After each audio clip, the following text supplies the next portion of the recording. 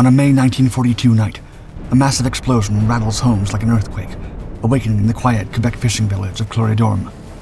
Confused residents stumble from their beds, hearts racing. From their windows, they watch in fear as the darkness is pierced by mysterious bright flashes of light out at sea. By morning, as lifeboats carry oil-soaked survivors ashore, the terrible truth becomes clear. 2 Allied merchant ships lie on the bottom of the Gulf of St. Lawrence, and 18 sailors have been lost with them. Villagers exchange worried glances. This wasn't supposed to happen. Not here. World War II has always been over there. Europe, the Pacific, an ocean away. But somehow, it's reached the inland waters of North America, and now nobody is safe.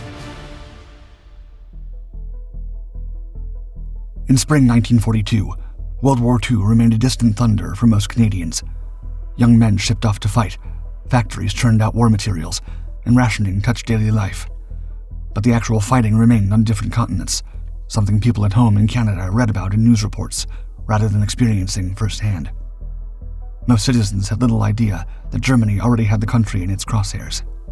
Along with the United States, Canada was responsible for a considerable amount of shipping to Britain, sending vast amounts of vital supplies across the Atlantic on a daily basis to help their allies survive. Yet compared to their southern neighbors, when it came to naval power, the Canadians lagged behind. During World War I, the Royal Canadian Navy had commanded more than 150 ships, but 2 decades of budget cuts and peacetime neglect meant that by 1939, it had been reduced to just 6 destroyers and a handful of smaller vessels, manned by barely 2,000 personnel. With these ships mostly kept busy escorting transatlantic convoys, Canada's coastline was left dangerously exposed, a fact that did not escape German intelligence. Of particular interest to the Kriegsmarine was the St. Lawrence River, home to the key ports of Montreal, Trois-Rivières, and Quebec City. Extending into the heart of North America from the Gulf of St. Lawrence, the waterway accounted for more than half of all shipments leaving Canada's east coast. Frequently crowded with vulnerable merchant vessels far from the heavily defended convoy routes of the mid-Atlantic, it was now seen as a tempting hunting ground for German U-boats. Canadian naval planners were all too aware of the danger. Prime Minister William Lyon Mackenzie King stood before the House of Commons and delivered a sobering warning, quote, "Officers of the Canadian Naval Service have expressed the view that within a few months, submarines may well be found operating within the Gulf, and even in the St. Lawrence River." The government scrambled to respond. May 1st saw the official opening of HMCS Fort Ramsay, a new naval base at Gaspé, Quebec. The facility boasted fuel tanks, jetties, maintenance shops, and accommodations, everything needed for a major defensive operation. Everything, that is, except an actual defense force. The spacious Gaspé harbor contained exactly 1 vessel, the 60-foot guard boat Vinning. No aircraft, no destroyers, no corvettes. The St. Lawrence River was as exposed as ever.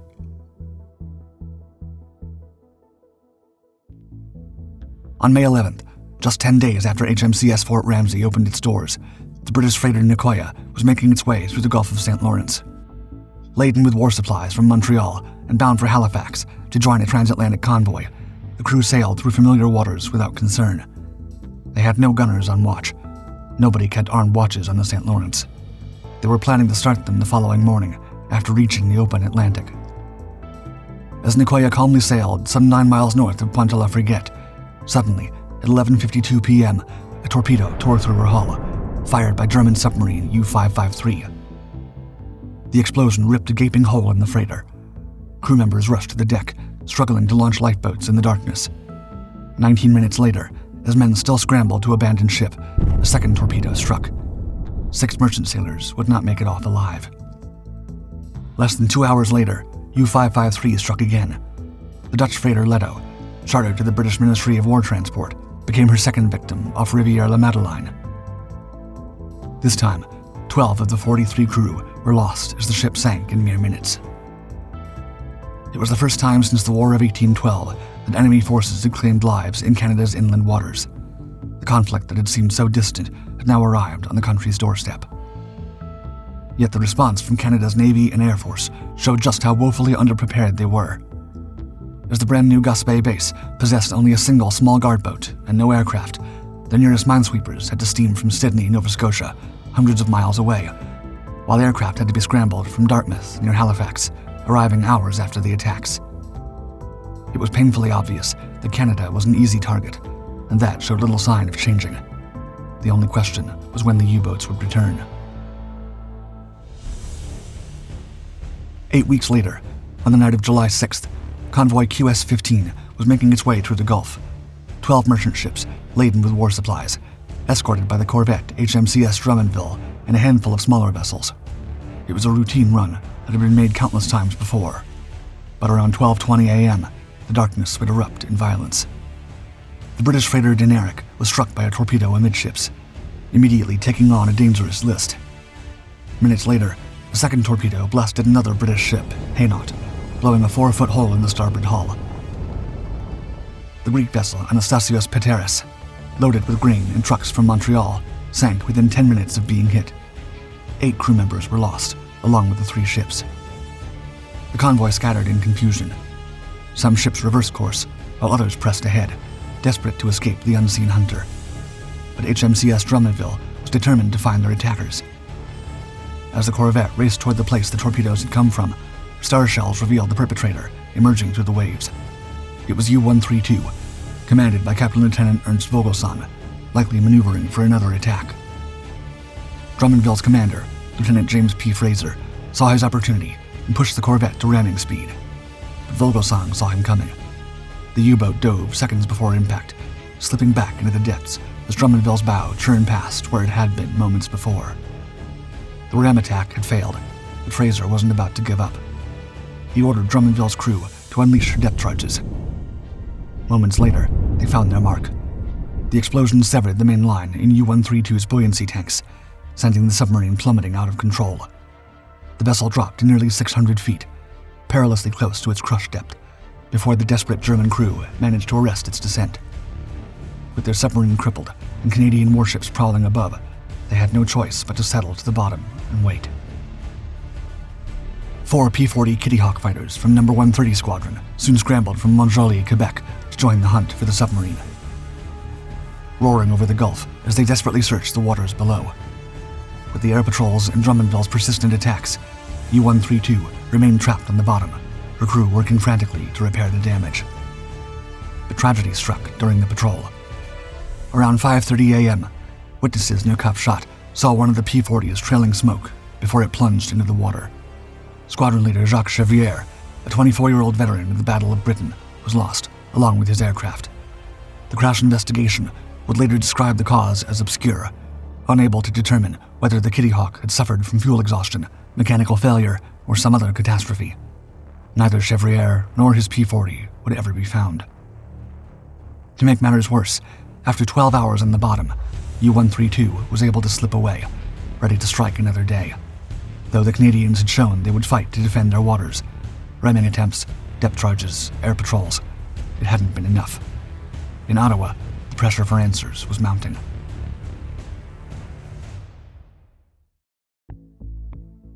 On July 18th, bowing to mounting pressure, Mackenzie King took the extraordinary step of convening a secret session at the House of Commons.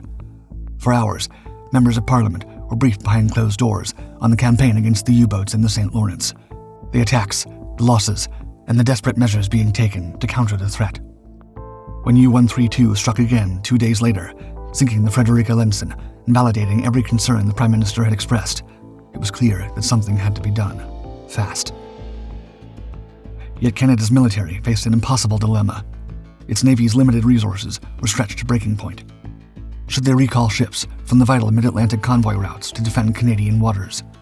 Doing so might protect the St. Lawrence, but could jeopardize the entire Allied effort to keep Britain supplied and in the war. Eventually, Canadian authorities made a controversial decision. They would increase air patrols over the Gulf and add additional escort vessels where possible, but keep the main fleet committed to protecting shipping in the Atlantic. It was a compromise that prioritized the broader war effort over home defense, a gamble that would soon be put to the test.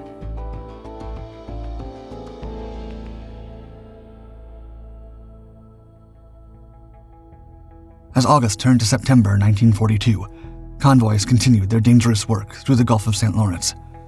Despite the losses in May and July, the flow of supplies to Britain could not stop. Merchant sailors knew the perils, but the ships had to sail. On the morning of September 3rd, the Canadian merchant vessel Donald Stewart was making her way toward Labrador. The small canneller carried aviation gasoline and bulk cement in her holds, destined for American airbase construction at Goose Bay. At 1:30 a.m., a German torpedo ripped through her hull just forward of the engine room. The aviation fuel ignited instantly, transforming Donald Stewart into a raging inferno as crew members scrambled to escape. 3 men were lost. The corvette HMCS Weyburn spotted the submarine on the surface and raced to ram her, then opened fire with her 4-inch gun and dropped depth charges as the U-boat dove. But the attacker, U-517, under Korvettenkapitan Paul Hartwig, escaped into the depths. Donald Stewart was the first Canadian merchant vessel lost in the Battle of the St. Lawrence, and the loss of her cargo would set back vital construction at Goose Bay for months. The situation was about to get even worse. On September 5th, yet another German submarine struck. U-513 torpedoed 2 merchant vessels in quick succession, SS Lord Strathcona and SS Saganaga, with the loss of 29 sailors. Multiple U-boats were now hunting Canadian waters simultaneously. The next evening, convoy QS-33 was feeling its way through heavy fog between Capshaw and Gaspé. 8 merchant ships sailed in formation, their crews unable to see more than a few hundred yards in any direction.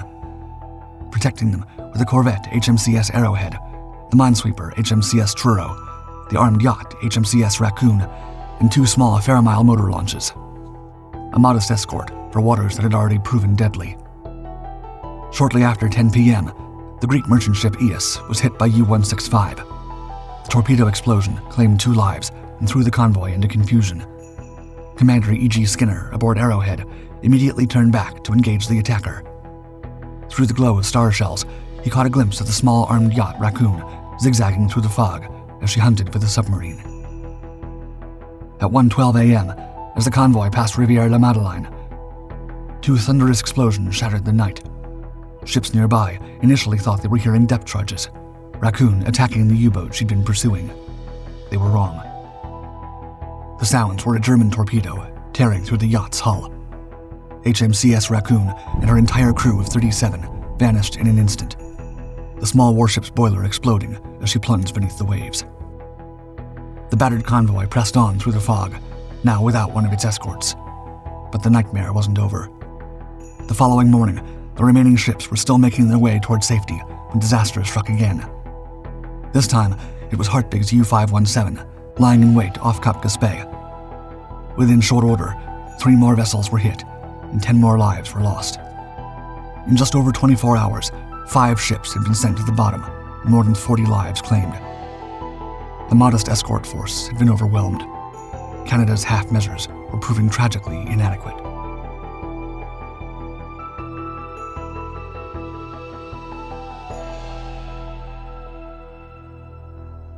Faced with mounting losses and growing public outcry, the Canadian government made a drastic decision.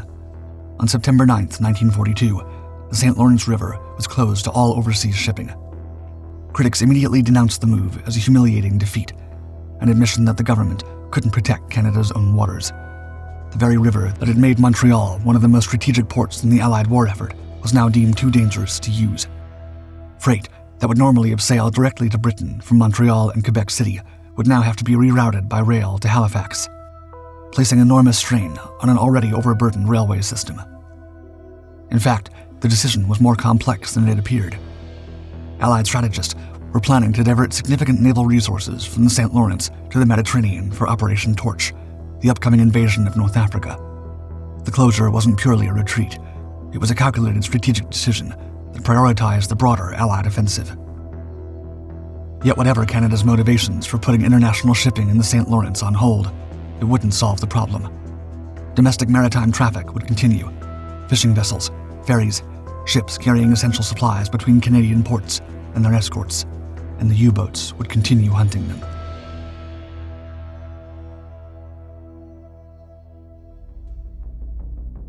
With naval options limited, Canada increasingly turned to its Air Force to deal with the German submarine threat. On September 9th, the same day as the closure, Pilot Officer R.S. Keatley drove his Hudson bomber on U-165 about 20 miles south of Anticosti Island, but his depth charges failed to sink the submarine. 2 days later, Flower-class corvette HMCS Charlottetown was returning to base after escorting a convoy to Rimouski. Having successfully escorted 11 convoys between Quebec and Sydney through the dangerous summer months, her crew had grown accustomed to the nerve-wracking work of shepherding merchant vessels through waters where German submarines lurked. It was mid-morning, broad daylight, and the corvette was steaming along the south shore of the St. Lawrence River, about 7 miles off Cap Shot. The crew felt relatively safe. U-boat attacks typically came under cover of darkness, not in the clear light of day, where aircraft could easily spot a submarine. They were wrong. At approximately 10 a.m., U-517 fired a spread of torpedoes at the unsuspecting corvette. One sailor was struck directly by the torpedo blast as the explosion tore through Charlottetown's hull with devastating force. The ship immediately began to list heavily. On shore, horrified civilians watched the drama unfold. A Canadian warship under attack in their own waters, close enough that they could see the chaos on deck as crew members scrambled to abandon ship. The corvette was going down fast. As Charlottetown settled deeper into the water, her depth charges and ammunition began to detonate, sending massive explosions rippling through the surrounding sea.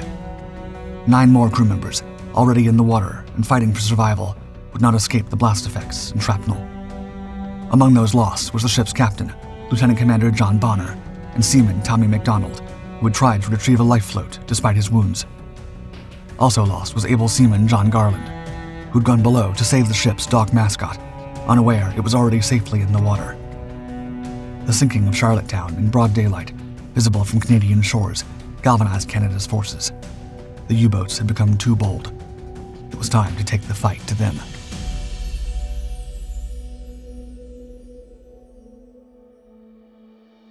As September wore on, the Royal Canadian Air Force and Navy threw everything they had at the Germans. The closure of the St. Lawrence to overseas traffic had been a political and logistical blow, but Canadian forces were determined to make the Kriegsmarine pay. Both U-517 and U-165 were now being hunted relentlessly. The intensified air patrols meant the submarines had to spend more time submerged, draining their batteries and limiting their ability to maneuver. On September 16th, Pilot Officer Keatley bracketed U-517 with 4 depth charges. One actually landed on its deck. The German crew frantically threw it overboard. Had U-517 descended before they could, the depth charge would have destroyed her. 5 days later, the minesweeper HMCS Georgian picked up U-517, positioning itself to attack convoy SQ-38 off Gaspé, and pursued relentlessly for 2 hours with depth charge attacks. Georgian's crew saw the submarine surface, roll, and sink again, convinced they'd finally finished her off, but the U-boat had survived once more, though she was badly damaged. She spent 2 days hiding on the bottom while her crew carried out repairs. Within just 24 hours on September 24th, crews from 113th Squadron registered 7 separate sightings and launched 3 more attacks on the battered U-517. Flying Officer M.J. Bellinger, an experienced 23-year-old Quebec native who had transferred to the squadron from duty as a flying instructor, led 2 of those attacks. On September 29th, Bellinger pressed home yet another assault. His depth charges exploded all around U-517's hull, the concussions hammering the submarine's damaged structure. Though the U-boat somehow remained intact, the accumulated damage from weeks of relentless attacks had finally broken its ability to continue operations. Bellinger would later be awarded the Distinguished Flying Cross. By early October, U-517 and U-165 had finally limped out at the Gulf of St. Lawrence, badly damaged and low on fuel. The Canadians had driven 2 German submarines away, but others remained. U-69 had penetrated deep into the St. Lawrence River, within 200 miles of Quebec City, where it torpedoed the Canadian freighter Carolus on October 9th off Metis Beach, claiming 11 lives. Soon she would strike again, with terrible consequences. SS Caribou was a civilian ferry that had been making the crossing between North Sydney, Nova Scotia, and Port aux Basques, Newfoundland, for years. Since the St. Lawrence attacks, she'd been assigned a permanent escort, the Banger-class minesweeper HMCS Grand-Mère, under Lieutenant James Cuthbert. On the night of October 13th, 1942, Caribou departed with 237 people aboard, 46 crew members, 73 civilians, including women and children, and 118 military personnel. In the early morning hours of the 14th, at approximately 3:21 a.m., U-69 spotted the ferry, silhouetted against the moonlit water. The German submarine fired a single torpedo. The explosion tore through Caribou's hull with devastating force. The ferry immediately began to list heavily, water pouring into her compartments. On deck, passengers jolted awake by the blast, stumbled through the darkness in confusion and terror. Crew members struggled to launch lifeboats as the ship settled deeper into the frigid Atlantic. Lieutenant Cuthbert, aboard Grand Mare, faced an agonizing decision. Naval doctrine was clear. When a submarine attacked, the escort's primary duty was to hunt down and destroy the attacker, not to rescue survivors. If escorts could be counted on to immediately stop and pick up survivors, U-boats would simply wait and torpedo the rescue vessels as well. Cuthbert made the choice his training demanded. Grand Mare raced toward where the torpedo had come from, attempting to ram U-69 before dropping 6 depth charges as the submarine crash-dived. For 90 minutes, he hunted the submerged U-boat, while Caribou's passengers fought for their lives in the frigid October waters nearby. The U-boat escaped. Finally, Cuthbert broke off the hunt and returned to rescue survivors. But precious time had been lost.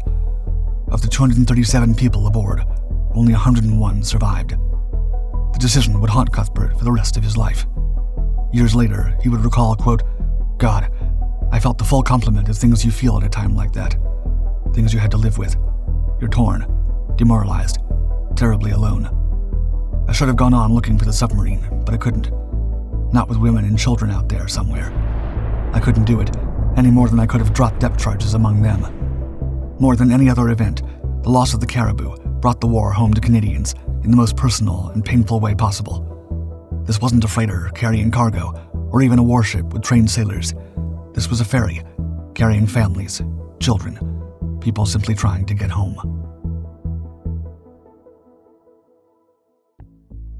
In the weeks following the Caribou attack, German submarines continued their operations in the Gulf, though with diminishing success. On October 21st, U-43 attempted to attack convoy SQ-43 off Gaspé, but was driven off by depth charges from HMCS Gananoque. The submarine sustained damage, but escaped. On November 2nd, U-518 sank 2 ore freighters at Belle Isle, Newfoundland, then landed German spy Werner Janowski near New Carlisle, Quebec on November 9th. He was captured within 24 hours. Yet these sporadic successes couldn't mask the reality. Canadian forces had made the St. Lawrence prohibitively dangerous. U-boat commander Herman Roche, after his vessel barely escaped Canadian attacks, declared conditions in the Gulf were now, quote, exactly like those in the Bay of Biscay. The comparison was telling. Canadian forces had made their waters nearly as dangerous for U-boats as the most heavily defended zones in the Atlantic. Admiral Karl Dönitz took notice. His submarines had encountered fierce opposition while achieving limited results. The aggressive Canadian counterattacks had worked. By late 1942, Dönitz ordered the withdrawal of U-boats from the Gulf of St. Lawrence. The battle was over, for now.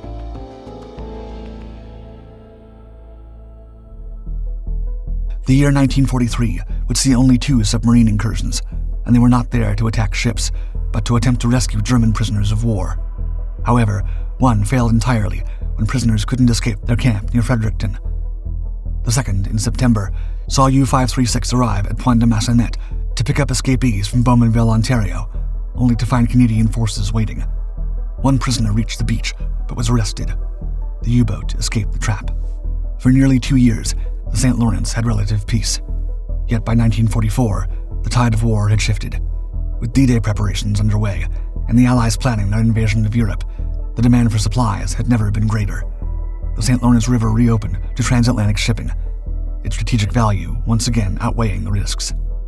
Admiral Dönitz, however, hadn't forgotten about Canada's vulnerable waterway. This time, his submarines came equipped with a new technological advantage, the snorkel, a telescopic ventilation system that allowed U-boats to run their diesel engines and recharge batteries while remaining submerged.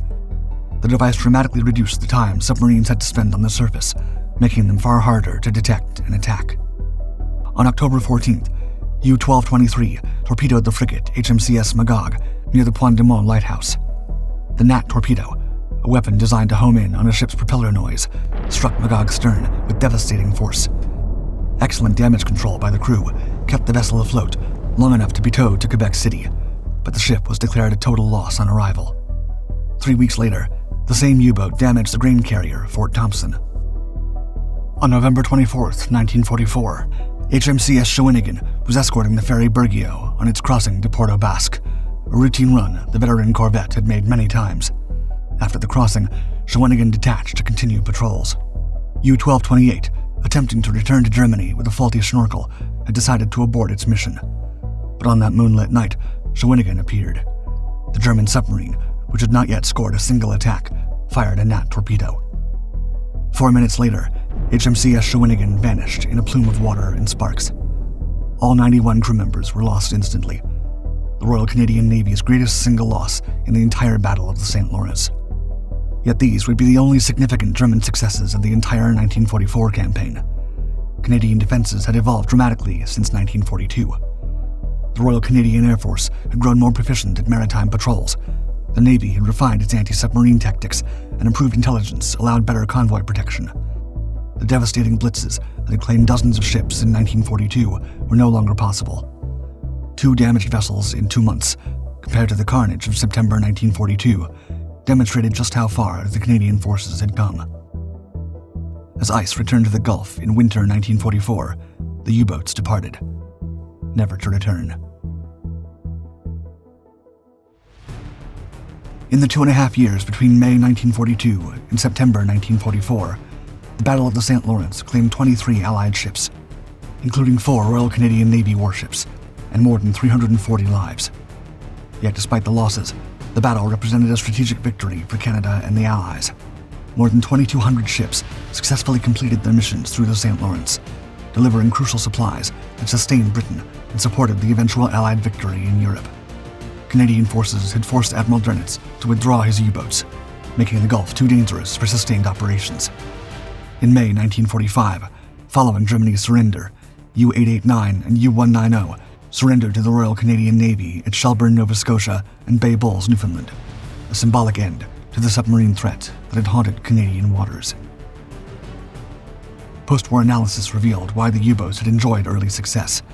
The mixing of fresh and salt water in the St. Lawrence, combined with temperature variations and sea ice, had disrupted Canadian sonar systems. Fog and weather conditions had further hampered air patrols. The U-boats had exploited a technological weakness that Canadian forces eventually overcame through determination and improved tactics. In 1999, Governor-General Adrienne Clarkson unveiled the Gulf of St. Lawrence commemorative distinction, honoring the Canadian and Newfoundland merchant navies' quote, commendable courage, fortitude, and professionalism. Today, the Halifax Memorial commemorates those whose final resting place is the sea, while modern Canadian warships, including HMCS Charlottetown and HMCS Shawinigan, carry the name for their predecessors with pride.